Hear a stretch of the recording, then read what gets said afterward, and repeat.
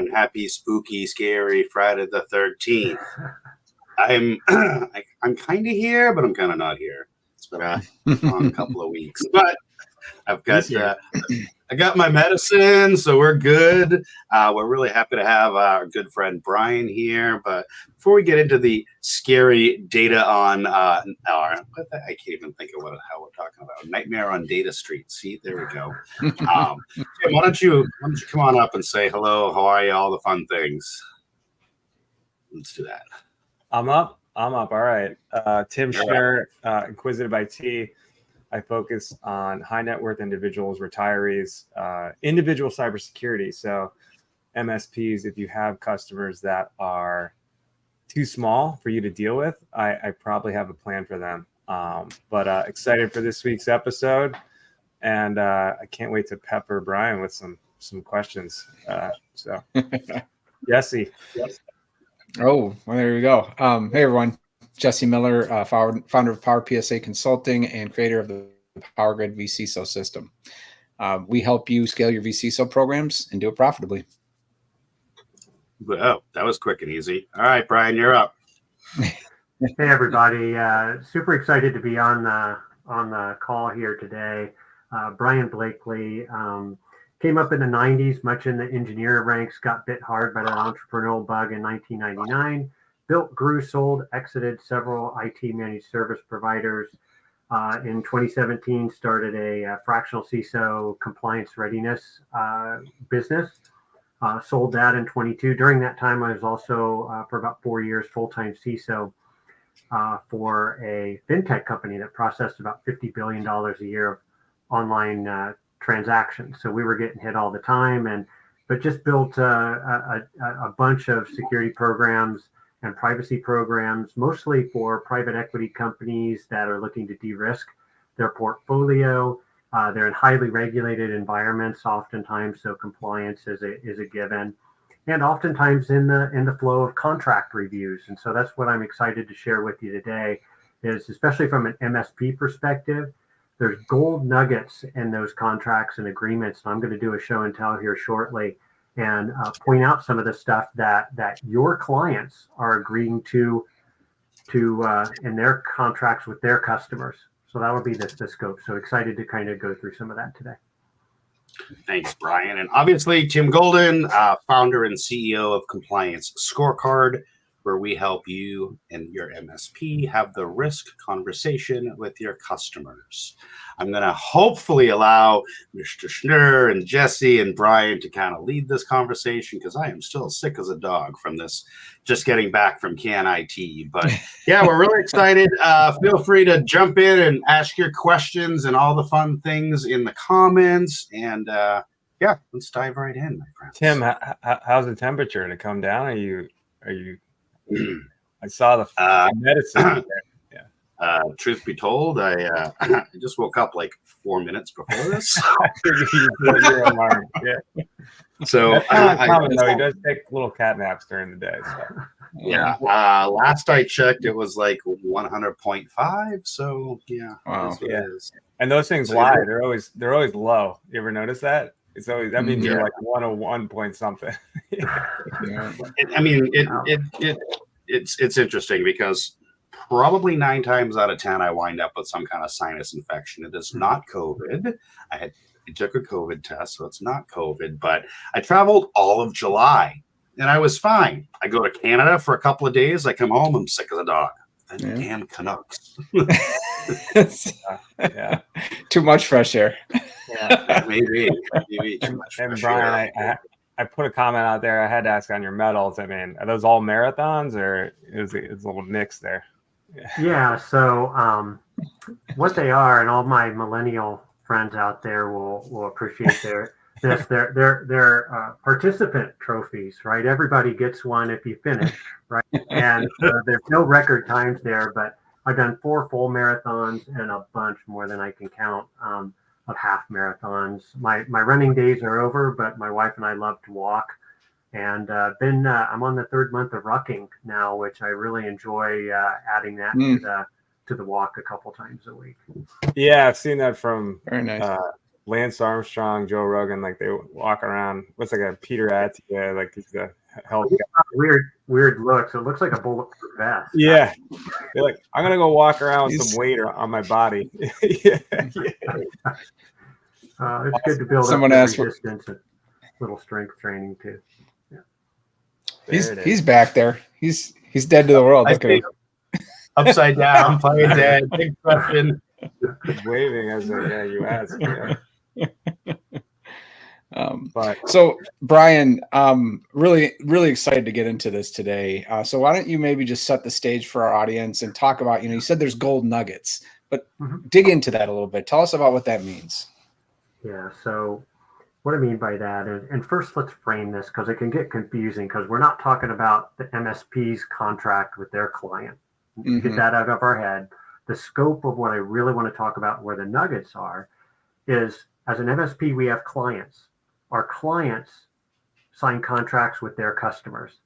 Their customers, in turn, put data security and data privacy and compliance requirements on the MSP client.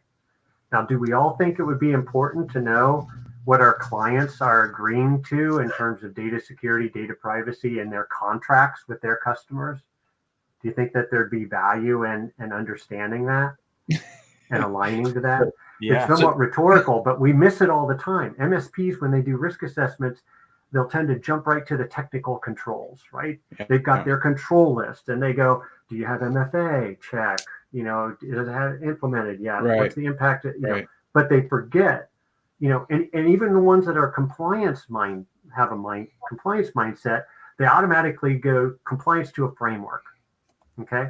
And when we talk to, as an MSP, when you talk to your client about, oh, well, you've had this partially implemented and this not implemented, and it's not consistent with NIST CSF, and we wonder why our clients don't react to that.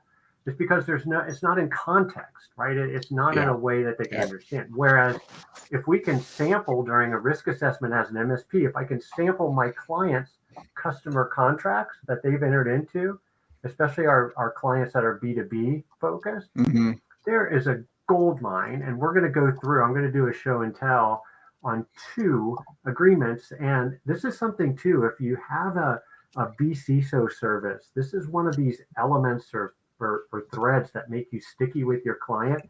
Get in the flow of those contracts. And I'll show you why.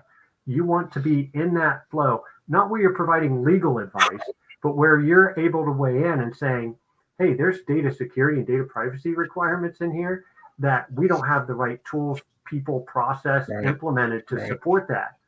What I love about this, what I'm so passionate about client contracts is our clients as an MSP, they have revenue tied to these customer contracts. So when I go in and I say, wow, we're not doing these 10 things in this contract that you signed, Mrs. Client, they know they're in breach and putting the revenue tied to that contract at risk, right? Because all these contracts have a right to audit. Okay, we're going to go through this, right? And so clients, what I found, could really resonate. They get it. It's tied directly to revenue, and they want to keep those contracts, right? They want to maintain those. So I was going to say, let me break it down in simple terms, right? So we see this time and time again with our MSPs and our partners, right? They get a customer and they're like, "Ooh, CMMC, millions of dollars." And the first thing that I ask them is, have you even looked at that government contract between your customer and the government? Have you had an opportunity to look at that yet? 9 times out of 10, they don't even ask. They just make an assumption that, oh, well, the customer said they have to be CMMC. Well, really? Did you look to see if the DFARS clauses were in there? And so we see this. I don't know if that's me humming or if that's somebody else. It's probably me. Let me try. Anyways. Oh, it sounds like somebody's standing. Is that you two? 100%. I think it might be sawing. Yeah. Sorry. So anyways, in the simplest of terms, if you're an MSP and you're working with Johnny's Lug Nut Factory, and Johnny's Lug Nut Factory is selling lug nuts to the federal government, there's a contract between Johnny Slugnut and the federal government. And there's revenue tied to that. There's data privacy, all the things that Brian was talking about. So ensuring that you're having that conversation with the customer.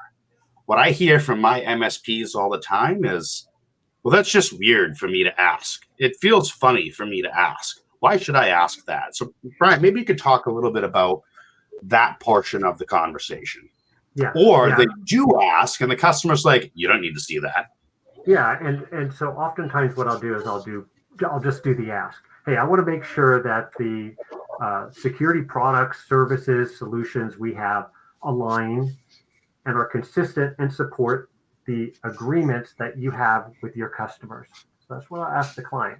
And I'll say, if you can share just a few of the most recent ones, the more material ones, and feel free to redact, or oftentimes there's addendums, exhibits that have all the data security and data privacy requirements. So oftentimes I'll disarm them by saying, hey, just let's get on the phone, let's do a screen share, scroll through it quickly, and I'll tell you what addendum or exhibit to send me, because that's where I need to focus and concentrate. That way they don't have to go through a big redaction effort, and we're just trying to lower the friction to get a hold of some of these agreements to understand what they've agreed to. They, believe it or not, clients blindly agree to these things without understanding what they mean. So Tim, am I sharing now? Yeah. You can. Here we go. Okay. So I'm going to share with you and point out, because I think there's nothing better than a show and tell, right? We can hear and talk about it, but what I've got is I've got a sampling of two agreements. This one happens to be one I looked at a couple of months ago from a larger type of customer, not gigantic. They have about 600 million in revenue. You'd think that there'd be a lot of maturity there. But you know, when I said, hey, are you guys aware of what's in these contracts and what we've agreed to, what we're obligated to provide from data breach notification requirements and a whole bunch of other stuff? It's like, well, no, we kind of just signed what was in front of them, especially when they get these amendments to a previous MSA. Your clients get these. They'll just blindly sign them without understanding a lot of the different clauses. So what I'm going to do is I'm going to step through this. And so what this one is, this sets the stage. Believe me, we're not even to the good parts yet. Okay, I'm going to warm up. This is a little contract foreplay, if you will, to kind of get into some of the meatier stuff. So it's not uncommon in all these agreements to have where they define terms, right? This one's confidential information. And look how broad this one is. All non-public personal information and other information relating to Acme or Acme affiliates, which is shared in any form with the vendor. And keep in mind the scope of our conversation today. The vendor here is the MSP client. Okay? This is our MSP client is the vendor in this case, right? Because we're dealing with a contract from their customer. Okay? So we go through and it has this really broad definition of information. Also says that, hey, there's always this attachment that everything wants to refer to where there's data security and data privacy and compliance requirements. Okay. In here, we've got, all of a sudden, we've got disposal conversations. We also have where it's pointing out, you know, where not only do we dispose of it, but we can only keep it and use it for the term that we have, that we're providing services to this client, and when we have an ongoing need to provide the services in this. Okay. So let me get to the better stuff. Now, if you can get the whole agreement, there's not only going to be data security and data privacy compliance requirements, but like this one, this stuck out to me because the MSP's client is telling their customer they're going to have people 7 days a week, 365 days a year, by phone and email. That means as an MSP, I have to make sure that they're available. And if things are down, I'm 24/7 react to that. So again, these are the little nuggets along the way that your clients have agreed to. As an MSP, your clients have agreed to provide this to their customers. Right? 15-minute response times is what they have. And again, I'm not even to the good stuff yet. Yeah, I think it's got to be really it occurs rare. to me real quick, Brian, while you're Yeah, go ahead. I'll go, Jesse. I mean, it's got to be really rare that most MSPs ask for this and have some kind of matrix, like shared responsibility, in terms of this client's got a 4-year retention period. This client's got a 6-year retention period. This client has this is in scope, that's not in scope, or even like data classification and data governance, right? I mean, you're going really deep here. Yeah, and you can, right? The sophistication of the client will dictate a lot of that. The number of agreements that your MSP client has. But in addition to that, and when you talk about a matrix, and we'll get to this in a second, but there's every single one has different data breach notification requirements. Some are very broad. Some of them want 24 hours, some 72 hours. Others say best or reasonable effort, and then all the different breach notifications are different, right? So if I'm doing an incident response plan, I basically have to have this other contact list of, hey, if MSP is your client's having a bad day, shit goes south. There's all kinds of breach notifications and how they go. Some are by mail, believe it or not, that you notify. Some are by, they'll even provide a fax number. You see a lot of medical that still have fax machines and stuff. Or the common one is send an email. The other thing, since we're talking about incident, and when I get to that, the breach notifications are always far too broad. That's why I said early on, if you're providing fractional or vCISO services, get in this contract flow, because you will want to push back, right? What we're looking at is agreements where the client's already agreed to it, right? So there's no there's no going back. But there's areas where you'll want to push back. 24 hours is one of them. There's also contracts where it shares that, hey, any incident, we have to notify the client within 24 hours. So that means if Jane Doe clicks on a phishing email, we have to notify them. No, we need to define, hey, when there is a confirmed breach of data involved with this specific contract, right, then we will notify in 72 hours. Right. I did a LinkedIn post a couple of weeks ago where I said, always push back on 24 hours. Right. And I forget who I got. I love LinkedIn for this, right? Just the diversity of some of the comments. But the comment was, oh my gosh, if you can't, why would you push back at 24 hours? If you can't respond within 24 hours, then you shouldn't call yourself an MSP and all this other stuff. It's like, whoa, you don't understand. I didn't explain it well. I'll fall on the sword. I didn't explain it well. That 24, think about, and I don't know, I'm battle tested, right? So I've been in this, and when bad things happen, it takes a little while to just figure out what's going on. Is it a confirmed breach? What was taken? All of that kind of stuff. And I'm going to want to make sure I have everything and all the information, and that takes time, especially if you need to rely on multiple parties. 24-hour response to an incident is crazy, right? I would never agree to that. Yeah, Brian, I like what you said about we were talking about as a vCISO, and I think it's one of the hot topics right now for MSPs is getting vCISO services spun up. But for a lot of clients, it's like, well, how do I go back to my current clients and talk about this? And exactly, I love the points you're making, because you can go and say, well, you've signed this already, but here's what what we do for you with the vCISO service. We'd push back here, here, and here. And also, the other problem that I see MSPs make, or a mistake they make, is they see all these terms and they immediately jump to the mitigate for the risk. Like, oh, this is great. You have this data requirement. We're going to have to sell you Varonis and somebody to manage it, and it's going to be $200K a year. And the customer's like, well, I can't afford that, so I don't know if you're not the right partner for me.